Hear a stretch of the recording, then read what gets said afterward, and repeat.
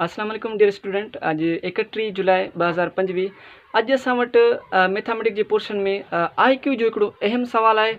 अचो त हिन सवाल के सॉल्व करूँ था। अच्छा पहिरियां सम्झूं था पोइ सॉल्व करूँ था ऐं मैथमेटिक्स जो जादू ॾिसूं था पिया। ठीकु आहे, हाणे ॾिसो सवाल आहे असां वटि थिंक अ नंबर, यानी कोई भी नंबर दिली में सोचो। ठीकु, डबल द नंबर, पोइ हुन नंबर खे ॿीणो करियो, एड 9 टू इट, पोइ 9 जोड़ करियो। ठीकु आहे, then add the number you started with, पोइ उहो नंबर जोड़ करियो जेको तव्हां शुरूआत में सोचियो। ठीकु आहे, देन डिवाइड दी अमाउंट बाय 3, पोइ हिन सॼी रक़म खे 3 सां डिवाइड करियो यानी वंड करियो, and subtract 3 from the quotient, पोइ सॼी रक़म मां 3 यानी माइनस कयो, घटायो, what do you number get, पोइ ॾिसो तव्हां वटि कहिड़ो नंबर अचे थो। ठीकु आहे, हाणे स्टेटमेंट खे असां सम्झियोसीं। ठीकु आहे, हाणे अचो त हिन क्वेश्चन खे सॉल्व करियूं था।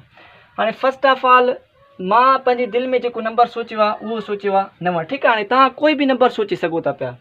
मां 9 नंबर सोचियो आहे। ठीकु आहे, हाणे स्टेटमेंट छा थो ॿुधाए, थिंक अ नंबर सोचियो। ठीकु आहे, मां 9 नंबर सोचियो आहे। डबल द नंबर, पोइ हुन नंबर खे ॿीणो करियो।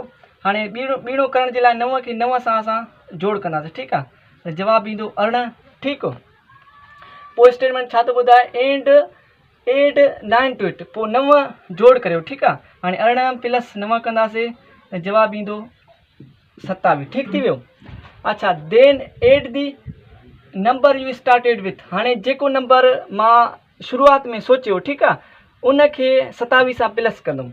हाणे 27 जेको मां नंबर सोचियो उहो 9 सोचियो। ठीकु आहे, हाणे 27 प्लस 9 कंदासीं त जवाबु ईंदो 36। ठीकु आहे, पोइ स्टेटमेंट छा थो ॿुधाए, देन डिवाइड दी अमाउंट बाय 3, पोइ 3 सां जेको आहे उन रक़म खे डिवाइड करियो। ठीकु आहे, हाणे 36 डिवाइडेड बाय 3, 1 त्रिका 3।